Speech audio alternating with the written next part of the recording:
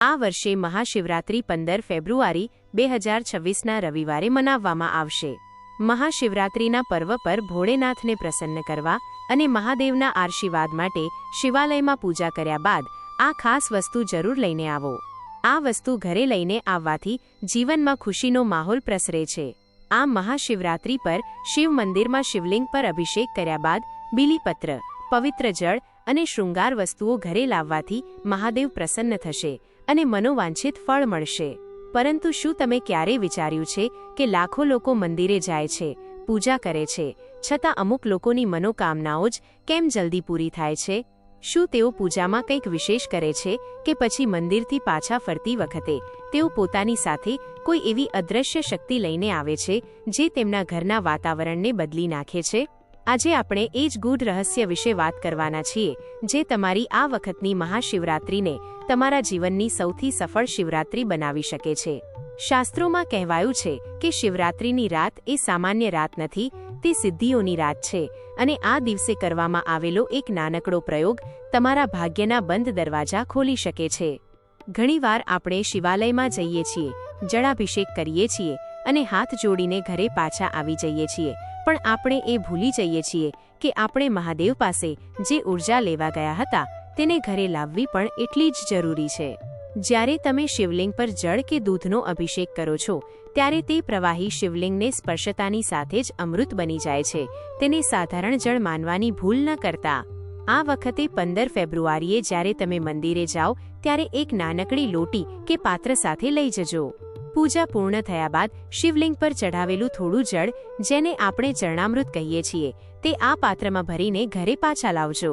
આ જળમાં શિવતત્વ સમાયેલું હોય છે। ઘરે આવીને સૌથી પહેલા આ જળનો છંટકાવ તમારા ઘરના મુખ્ય દરવાજા પર અને ઘરના ખૂણે ખૂણે કરજો। આનાથી થશે એવું કે ઘરમાં રહેલી કોઈ પણ નકારાત્મક ઉર્જા કે કલેશ પળવારમાં દૂર થઈ જશે અને ઘરમાં સુખ શાંતિનો વાસ થશે। બીજી અને સૌથી ચમત્કારિક વસ્તુ છે બીલીપત્ર। આપણે બધા જાણીએ છીએ કે મહાદેવને બીલીપત્ર કેટલા પ્રિય છે, પણ તેનું સાચું મહત્વ અને તેને ઘરે લાવવાની રીત બહુ ઓછા લોકો જાણતા હોય છે। પૂજા કરતી વખતે તમે જે બીલીપત્ર શિવજીને અર્પણ કરો છો તેમાંથી એક એવું બીલીપત્ર જે ક્યાંયથી પણ ખંડિત ન હોય તેને ભોળાનાથ પાસે માંગણી કરીને પ્રસાદ રૂપે પાછું લઈ લેજો। આ પાછું લાવેલું બીલીપત્ર માત્ર પાંદડું નથી રહેતું, પણ તે સાક્ષાત શિવનું રક્ષણાત્મક કવચ બની જાય છે। ઘરે આવીને આ બીલીપત્રને એક લાલ કપડામાં લપેટીને તમારી તિજોરીમાં કે જ્યાં તમે પૈસા રાખો છો ત્યાં મૂકી દેજો। માનવામાં આવે છે કે રવિવારે આવતી આ મહાશિવરાત્રિ પર કરવામાં આવેલો આ ઉપાય ધન ધાન્યની કમી ક્યારેય આવવા દેતો નથી। આ બીલીપત્ર તમારા ઘરની આર્થિક સ્થિતિને મજબૂત કરવાની ગજબની શક્તિ ધરાવે છે। આ ઉપરાંત જો શક્ય હોય તો શિવજીને અર્પણ કરેલા શૃંગારમાંથી થોડી ભસ્મ અથવા એક ફૂલ પણ પ્રસાદી તરીકે ઘરે લાવજો। મહાદેવની ભસ્મ એ વૈરાગ્ય અને ઐશ્વર્યનું પ્રતીક છે। આ ભસ્મનું તિલક જો ઘરના સભ્યો, ખાસ કરીને જેઓ બીમાર રહેતા હોય અથવા જે બાળકોનું ભણવામાં મન ન લાગતું હોય તેમને કરવામાં આવે તો તેમનામાં એક નવી ચેતનાનો સંચાર થાય છે।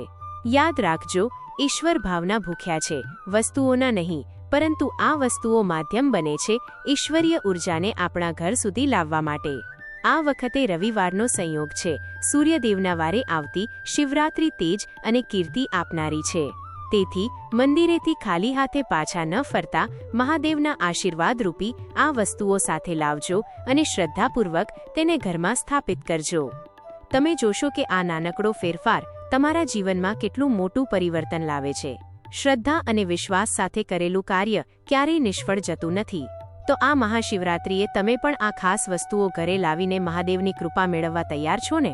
મને ખાતરી છે કે ભોળાનાથ તમારી દરેક મનોકામના પૂર્ણ કરશે। હવે ચાલો આપણે આ વિષયના ઊંડાણમાં ઉતરીએ અને સમજીએ કે આખરે આ વસ્તુઓ પાછળનું વિજ્ઞાન અને આધ્યાત્મિક રહસ્ય શું છે। મિત્રો, શિવરાત્રિ શબ્દનો અર્થ જ છે શિવની રાત્રિ।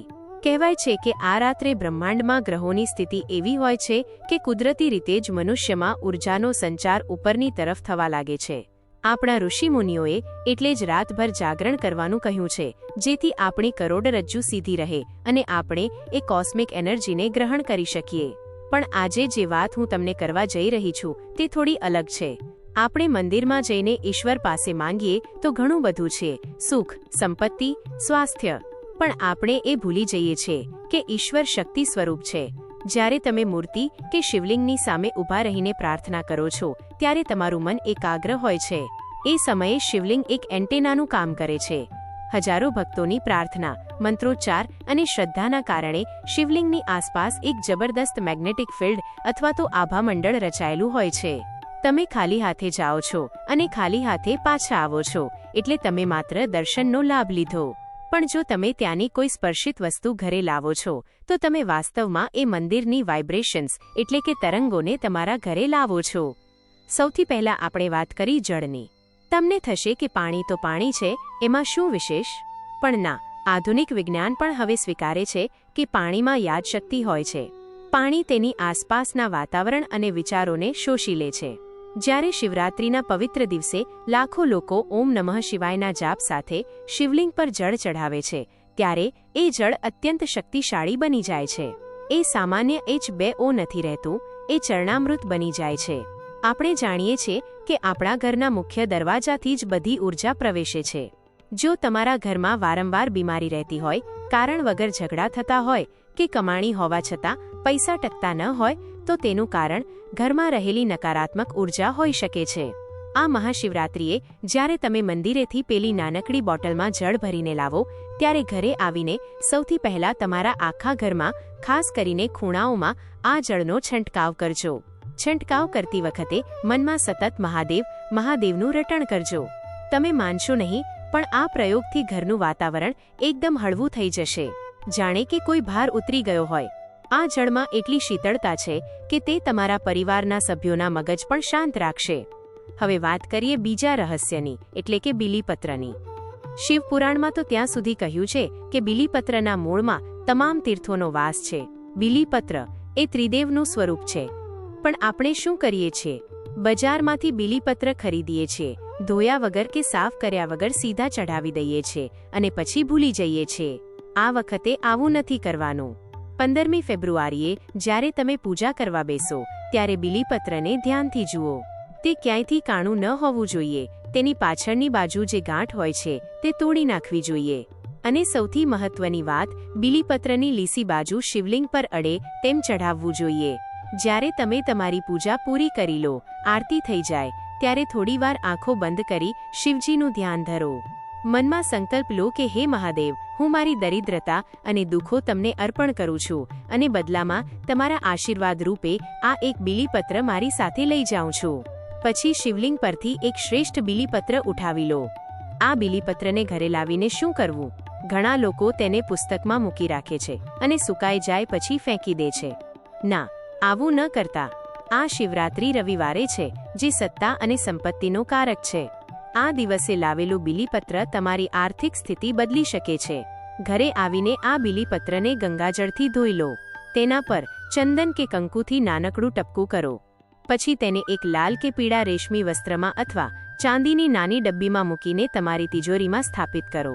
જ્યાં સુધી આ બીલીપત્ર તમારી તિજોરીમાં રહેશે, ત્યાં સુધી તે ધનને આકર્ષવાનું કામ કરશે. તે તમારા પૈસાને નજર લાગવાથી બચાવશે. વેપારીઓ આ બીલીપત્રને પોતાના ગલ્લામાં પણ રાખી શકે છે. બસ ધ્યાન એટલું રાખજો કે જ્યારે આવતા વર્ષે શિવરાત્રિ આવે ત્યારે આ જૂના બીલીપત્રને કોઈ નદીમાં પધરાવી દેવું અને નવું બીલીપત્ર લાવીને મૂકવું. આ એક વર્ષ સુધી આ પાંદડું તમારા ઘરના ગાર્ડ એટલે કે રક્ષક તરીકે કામ કરશે. ત્રીજી વસ્તુ છે ભસ્મ. મહાદેવ સ્મશાનવાસી છે, તે શરીર પર ભસ્મ ચોળે છે. ભસ્મ એ સત્ય છે, માઇનસ કે અંતે બધું જ રાખ થઈ જવાનું છે. આ વિચાર જ માણસને અહંકાર મુક્ત કરે છે. મંદિરમાં આરતી પછી પૂજારીજી ઘણીવાર ભસ્મ આપે છે. જો ન આપે તો વિનંતી કરીને માંગજો. આ ભસ્મ કોઈ સામાન્ય રાખ નથી, તે શિવના સ્પર્શથી પાવન થયેલી છે. આ ભસ્મ ઘરે લાવીને તેને તમારા પૂજાના સ્થાનમાં રાખો. જો તમારા ઘરમાં કોઈ બાળક છે જેને રાત્રે ડર લાગે છે અથવા જેનું ભણવામાં મન નથી લાગતું, તો રોજ સવારે સ્નાન કર્યા પછી આ ભસ્મનું નાનકડું તિલક તેના કપાળે અથવા કંઠે કરો. ભસ્મમાં આજ્ઞા ચક્રને જાગૃત કરવાની શક્તિ છે. તે મનને એકાગ્ર કરે છે અને ખોટા વિચારોથી દૂર રાખે છે. વળી જે ઘરમાં શિવજીની ભસ્મ હોય છે ત્યાં કોઈ મેલી વિદ્યા કે નકારાત્મક શક્તિ અસર નથી કરી શકતી. ભસ્મ એ શિવનું સુરક્ષા કવચ છે. જો ભસ્મ ન મળે તો શિવજીને ચઢાવેલું એક પુષ્પ પણ તમે લાવી શકો છો. આ પુષ્પને સૂકવીને સાચવી રાખો અથવા તેને જળમાં પધરાવીને તે જળ આખા ઘરમાં છાંટો. આ ત્રણેય ઉપાયો સાંભળવામાં ખૂબ સરળ લાગે છે, ખરું ને? પણ તેનું પરિણામ અકલ્પનીય છે. આપણે હંમેશા મોટા મોટા યજ્ઞો અને વિધિઓમાં માનીએ છીએ, પણ ઈશ્વર તો ભાવનો ભૂખ્યો છે. રાવણ સોનાની લંકા આપીને પણ જે ન મેળવી શક્યો તે શબરી માત્ર બોર આપીને મેળવી ગઈ. બસ આવો જ ભાવ તમારે રાખવાનો છે. આ મહાશિવરાત્રી 15 ફેબ્રુઆરીએ છે. તમારી પાસે તૈયારી કરવાનો પૂરો સમય છે. અત્યારથી જ એક નાની લોટી, એક લાલ કપડું અને શુદ્ધ ભાવ તૈયાર કરી લેજો. રવિવારનો દિવસ છે એટલે રજા પણ હશે. આખો દિવસ શિવના નામનું સ્મરણ કરજો. અને હા, એક ખાસ વાત, જ્યારે તમે મંદિરેથી આ વસ્તુઓ લઈને ઘરે આવો ત્યારે રસ્તામાં કોઈની સાથે બિનજરૂરી વાત ન કરતા, કોઈની નિંદા કે કુથલી ન કરતા. તમારું મન શાંત રાખજો, કારણ કે તમે જે મનોસ્થિતિમાં હશો તે જ ઉર્જા એ વસ્તુઓમાં પ્રવેશે છે. ઘરે આવીને સીધા પૂજા રૂમમાં જઈને આ વસ્તુઓ મૂકી દેજો અને મહાદેવનો આભાર માનજો. તમે કદાચ વિચારતા હશો કે શું ખરેખર આનાથી મનોકામના પૂરી થશે? જવાબ છે -હા. કારણ કે અહીં કામ કરે છે તમારો વિશ્વાસ. જ્યારે તમે કોઈ વસ્તુને શિવનો પ્રસાદ માનીને સાચવો છો ત્યારે તમારું અર્ધજાગ્રત મન, સબકોન્શિયસ માઇન્ડ એ સ્વીકારી લે છે કે હવે તમારી સાથે ઈશ્વરીય શક્તિ છે અને આ વિશ્વાસ જ ચમત્કારો સર્જે છે. શિવ તો ભોળાનાથ છે, તે તો ઔઢરદાની છે. તેમને પ્રસન્ન કરવા માટે કોઈ મોંઘી વસ્તુઓની જરૂર નથી. જરૂર છે માત્ર સાચા હૃદયની. આ શિવરાત્રિએ ખાલી હાથે પાછા ન ફરતા. મહાદેવના આશીર્વાદને તમારી સાથે ઘરે લઈ આવજો.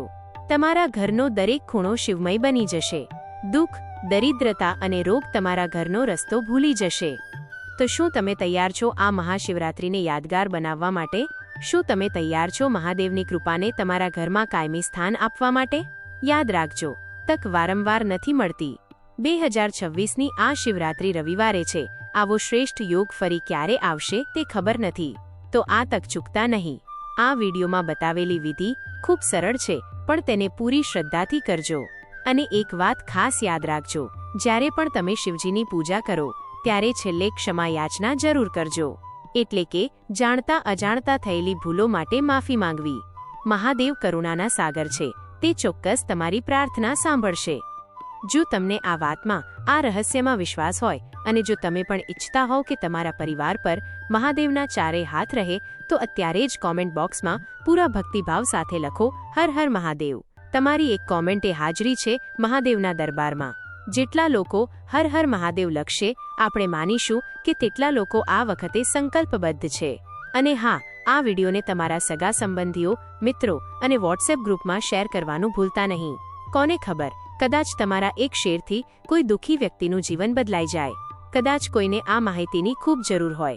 સારપ વહેંચવાથી વધે છે.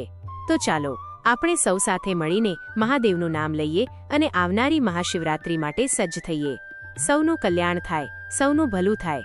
ઓમ નમઃ પાર્વતી પતે. હર હર મહાદેવ.